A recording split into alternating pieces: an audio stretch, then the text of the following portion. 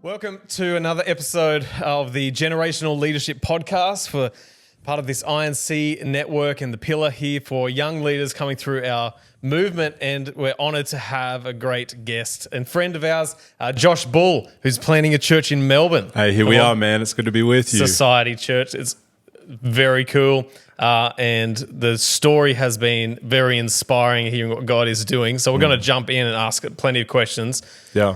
To start with, around that experience, the reason I think this will be interesting for a lot of people who will get to listen and watch this later is you were in a kind of demographic ministry for a long time, doing youth and young adults in those kinds of areas, and now stepping into planting a church. And I think this is cool for us to hear because all the youth pastors listening won't be youth pastors forever. For sure. I don't think so. Most of them don't stay there. Same with kids, those that are in kids ministry, young adults, creative.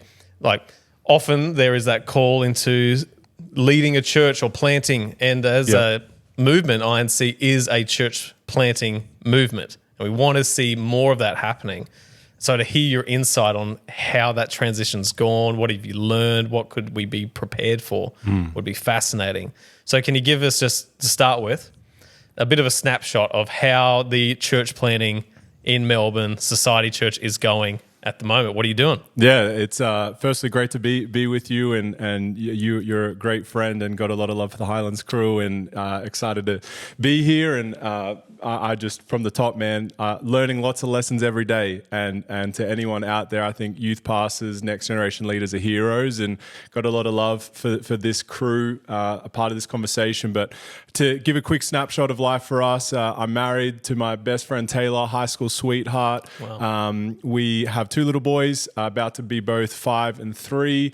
And we just moved to Melbourne, and we are starting, a brand new church. And this really has kind of been a dream in our heart for probably 12 plus years.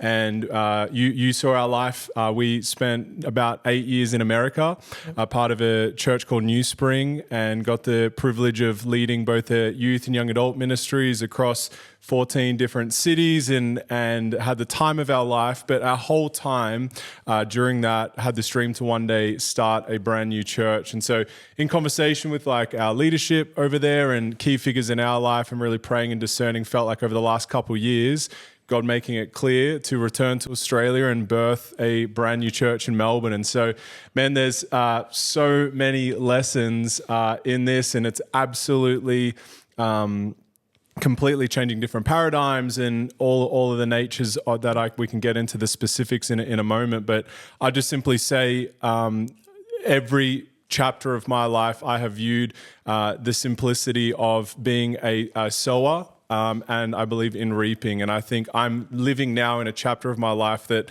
I was sowing for a long time in, and getting now to see a bit of the fruit on the other side. And it is a very humbling, daunting reality to start a brand new church in Melbourne.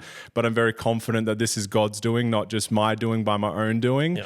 And I'm excited to see what unfolds in this chapter. So, man, it's an exciting time. Walking the streets of Melbourne, praying, partnering with God, meeting amazing people. Yeah. Feel like Melbourne is primed for God to do something amazing. And already He's doing something beautiful across the church, but we get to be a little part of the story of what God's doing in Melbourne. And so it's an exciting time. That's so cool. Daunting, I can imagine. Like big time. Going from... Well, you were at Gold Coast, but Anderson, South Carolina is a bit different to Melbourne, Victoria. I describe Anderson, and I love Anderson, but Anderson is kind of like the place if you're on a road trip and you need to stop to go to the toilet, and it's just a random little town, and that's where we lived for a long time. Yeah. But it was a formative time, transformed our life. But when we moved into town, they were celebrating that they got their second ever Starbucks in town, and that was the only kind of quality coffee. And now I live in the beautiful city of Melbourne with the best coffee in the world, so there's no complaints. Amazing. But truly, Melbourne, people originally, like when we talked about going to Melbourne, a lot of people kind of have a twitch in there. Are like, oh, kind of like, good luck, man. Like that's a crazy thought to start a church in Melbourne. But for us, it's like we are in a city that we love. We are surrounded by people and the type of people in Melbourne that we love. And I think like Melbourne is primed. If you've got 5 million plus people, 140 different cultures, it feels like you've got the world in this city really at large. and has gone through a lot of turmoil in the last handful of years, but it feels like in the underground nature, God is priming something really special in these days. So, but it is daunting. Yes, would be. So tell us a bit about how you got to this place where you felt called to plant other side of the world, a city that this is Taylor had never been to at that stage as well. Yeah. Like, was it a bitterness thing? Was it ambition? Yeah. Was it a burning bush? Like, how do you, for young people who are listening, how do you know that like this is where I should be going now? For me specifically, the desire to start a church one day kind of began years ago when who knows if it would have happened, but I'm a pretty tall guy and I wanted to be a professional AFL player and was pursuing that and was half decent at it. Long story short, felt one day reading Romans 12, live your life as a living sacrifice, felt a whisper from the Holy Spirit, lay this down to serve me and serve my church. Fast forward, I get asked to be a youth pastor at a church plant on the Sunshine Coast. And during that time, I have this like dream and question of one day could I actually start a church? And I would describe it like I've never been pregnant. I've had a wife, as you have, who's been pregnant, journeyed with them in that there's a period of time of conception, which then comes into birth and reality. And I would describe it felt like this dream that over time kept growing and growing and growing. And there were periods of my life where I felt like this is the moment. And if I had have birthed the dream in that time, I would have 100% been doing it out of bitterness, frustration, arrogance. And I'm so grateful that I've had people my whole life that have challenged me, called me out, and really championed the dream within me that I now got to a place where truly I would describe it like, rather than I can tell you different chapters where I thought maybe it's time to go or maybe there's frustration, but I actually got to such a settled place that I truly, by all accounts, had my dream job, an incredible community, a home group, a family around us. We're all having kids together. And it actually was like, man, I could do this forever. And I think once I got to that place of settledness, it almost was like, okay, now you're in a really healthy place to go now and do this. And so I think I then would also say, I could look back and say, I went through a discerning phase. Like I had voices in my life. I tested it. Are you actually competent to do this? Like, is this actually my makeup to do this? And I wasn't trying to rush this because I knew it was going to be a massive decision. So we went through all sorts of assessing and used lots of wise counsel. Right. And after a long period of time, it felt like kind of green light, green light, green light. And it felt like, man, we have the breath of God behind this thing rather than me trying to do something in my own energy and effort. So I'll just say to anyone, and I could tell you specific stories where it was like, I was just ready to jump and it was purely out of frustration and I could do it better. Well, I would say in that season of life, I actually needed to go through some hard things and difficult things. And God was actually refining things in me that now I can take to the bank. And it's like, man, the thing I am most confident on in myself, in my quote unquote leadership, is I can tell you the story of my life. Like I can tell you when I was living in the mother's room of a church basement on the Sunshine Coast, not getting paid $1, but I did this because God had called me to do this. Great. I can tell you stories when my mum died 4 days before Christmas. I'm living on the other side of the world. I could have easily packed my bags up and moved back to Australia, but it's like, no, God had called us to this season through refining and suffering and difficulty. God purified and worked in us that now it's like, man, I've seen God's faithfulness in my life. I got a long way to go. I am not at all the cream of the crop, but I would say, man, I've seen God's faithfulness and I step into this next season confident because of who's around me, because of what I've seen God do. And now I'm trying to stay humble in the posture of, man, like I'm not doing this my own energy or effort, but God, I am surrounding myself with people that I trust. I'm partnering with you and let's get on the adventure together. Yeah, that's awesome. So let's talk about there was frustration and there was times where you go, this is the time. Should I off-ramp here? Yeah. Nearly everyone listening will have had this moment, it being in it, and it doesn't get talked about a whole lot because well, you lose your job or like they'll think it's a coup or an Absalom spirit or something like that. But those that are, we've talked about it. I've had a heap of frustration in the years that we've been friends. I've talked to you about it. Yep. And at the same time, you wrestle going, maybe this is that discontent to go do something else. my big fear is always like trying to create an Ishmael. For sure. When God's got something in his timing and his promise. Mm-hmm. And so how did you, through whatever your frustrations and pains and whatever, what made you stay and stick it out? And how did you work on that? Because the one thing that I've probably experienced a couple of little times in my heart, Liz Wiseman writes about it and calls it, people don't always quit and leave. The biggest problem is when they quit and stay. I don't want to do that either. So you don't want to encourage people that are frustrated in ministry, because maybe it is the person in charges, maybe it is like things are bad. Yeah. And maybe you could do it better. Yeah. But you can't fix or control them. Sure. So don't quit and stay, but also don't quit and leave when it's not your chance. So how do you stay without quitting on the inside? Yeah, I think at the end of the day, man, like I feel a sense of calling unto God. Like it's like, I'm not here because Doug Cameron said I should do this. And there have been people that have called things out, and I've had those people. But at the end of the day, I believe God has called me to invite me to come and to pick up the cross and deny myself and follow him. And I think everyone's been invited into that invitation.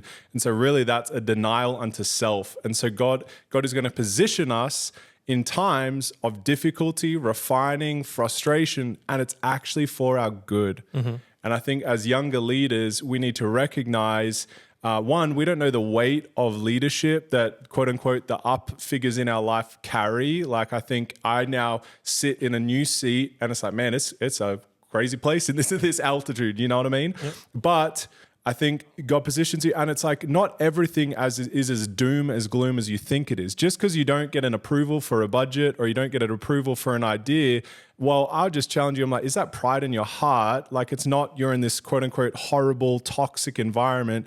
Those do exist, and we need to be very conscious of that. Mm-hmm. I've seen it first and foremost in my life. I could tell you crazy stories, but I think for the majority, there's a sense of we want to have thick skin, a tender heart. We want to come before the Lord and say, man, what are you doing in this season? And so I think very practically I control the inputs in my life. I can control what are the things that I am receiving internally. What am I putting into my soul? If I were to pull back the curtain of my life, how does my soul look? Mm-hmm.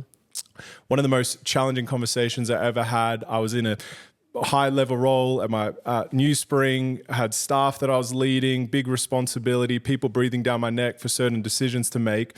And I found myself letting frustration and bitterness of others creep into my heart that maybe wasn't even in my realm of responsibility.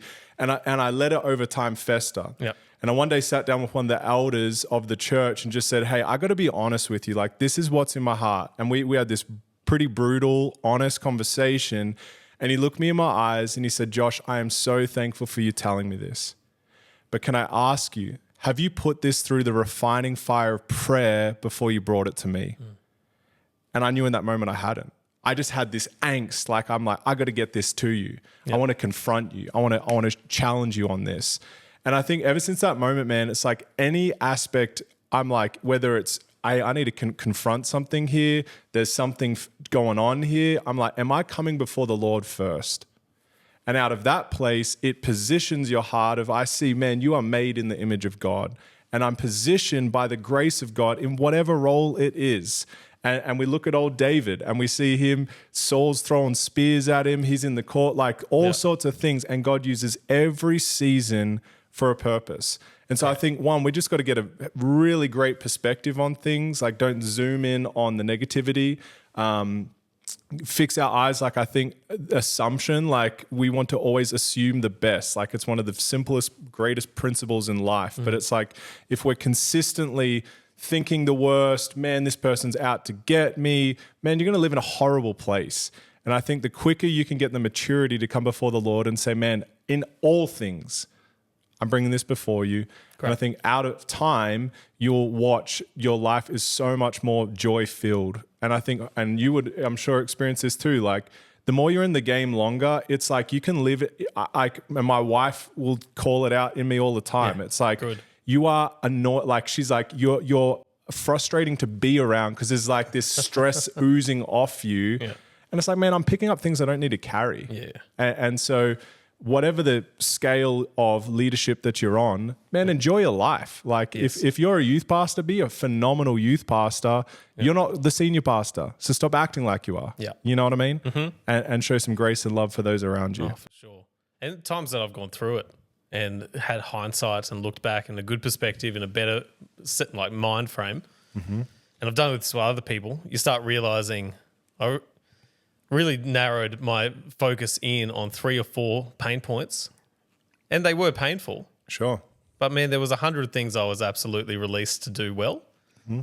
It's just that they'd become either easy or boring, or they were on auto or released to others. Yeah. And so sometimes that hustle and grind of like, what's my next? Am I growing? Am I expanding? It's great.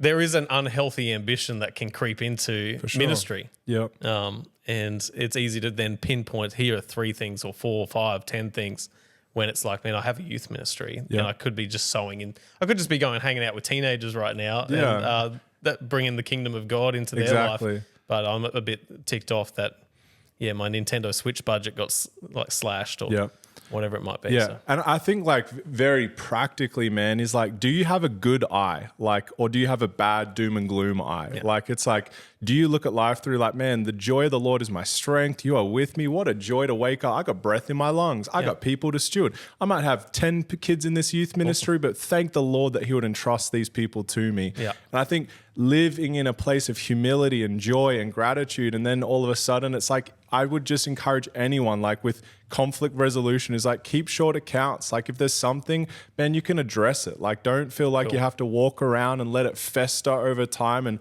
one thing stacks on another, then all of a sudden it's imploding because you haven't actually had the honesty to come and lovingly, graciously say, hey, can I be honest with you and bring these concerns up? And any good leader who quote unquote is a supervisor type role would love to hear that. Like, it's like, man, when I've been leading teams and staff in the past, it's like, if there's anything, please, like that's what makes a good team, is like, please give me feedback. Yeah. And so I just think like we got to do a great job of fostering humility, keeping short accounts, and zoom out. Like, man, one of the best, I'll say this as a last thought. I was in a leadership roundtable with old Louis Giglio, and this is one of the best leadership things I've ever heard. He was like, you need to learn the ability to quit daily. And like, there's some times where it's just like, man, you've had a horrible day, everything goes wrong, things are breaking, and it's like, man, I can't do this anymore. And just have the ability to just joyfully in yourself be like, I quit. Like almost just go home, quit. Yeah. And then you wake up the next day and you enroll again to go again. And it's like, there's something liberating of like, man, sometimes we just have really bad days. Yeah. And that's okay. Yeah, for sure. We just bring it before the Lord, and we know ultimately like we've signed the check and deal of like, God, we're here to serve you and love you. And out of that place, it's a joy to live the game and follow the Lord. Yeah.